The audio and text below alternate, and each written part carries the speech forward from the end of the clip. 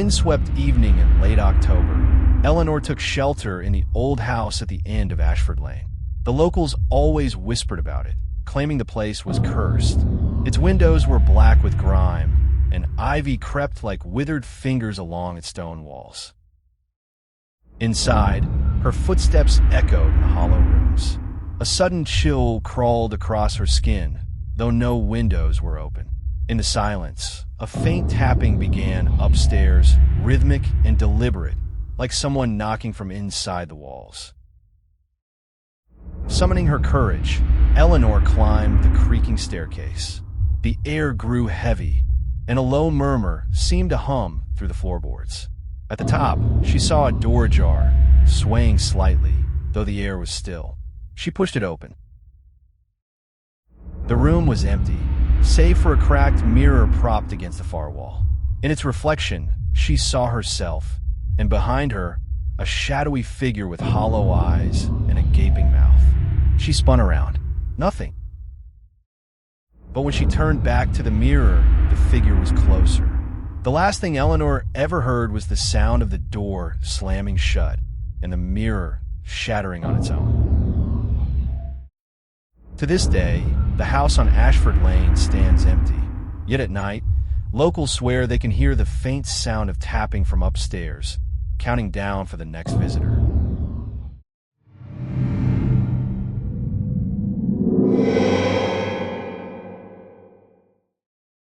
The village of Brambleford had long whispered about the abandoned manor on the hill.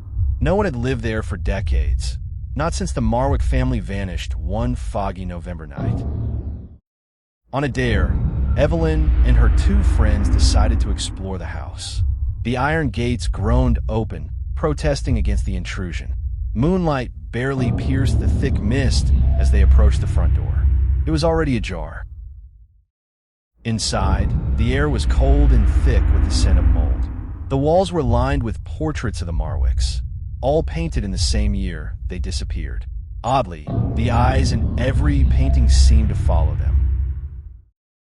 As Evelyn climbed the sweeping staircase, she heard a faint whisper, "Leave, now?" Her friends laughed nervously, thinking it was the wind, but the voice grew louder, overlapping into a chorus of hissing warnings. In the master bedroom, the bed was neatly made, yet damp footprints led from the window to the wardrobe.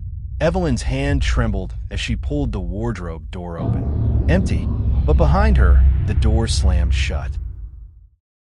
When the friends tried to escape, the house seemed to twist its corridors, trapping them in endless hallways. From the walls came the whispers again, now forming words, "We never left." By morning, Brambleford awoke to find the manor quiet and still. Evelyn and her friends were never seen again. But now, on foggy nights, villagers swear they can hear 3 new voices whispering from the hill, begging to be let out.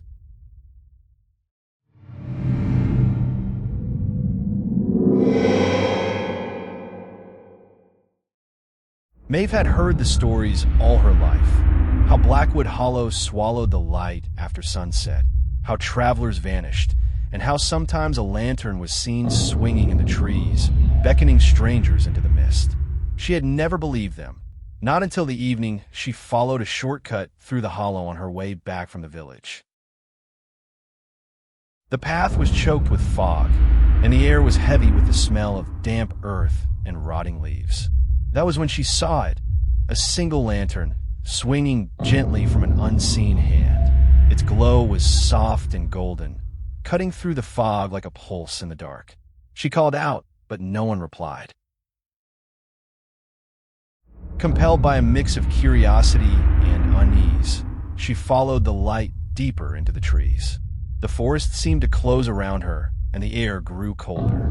She recognized, with a creeping dread, that she had left the path entirely.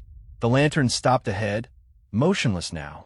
As she approached, it lifted higher into the branches, revealing the silhouette of a figure, long-limbed, head bent unnaturally, its face hidden in the shadow of the light. A whisper brushed her ear.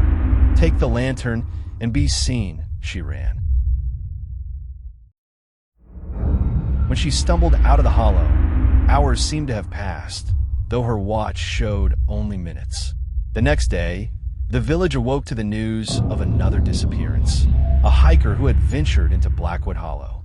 His last message had been a photo sent to a friend. It showed a glowing lantern in the mist and the shadow of someone running away behind it. No one had seen Maeve since. Thank you for watching. Don't forget to like and subscribe.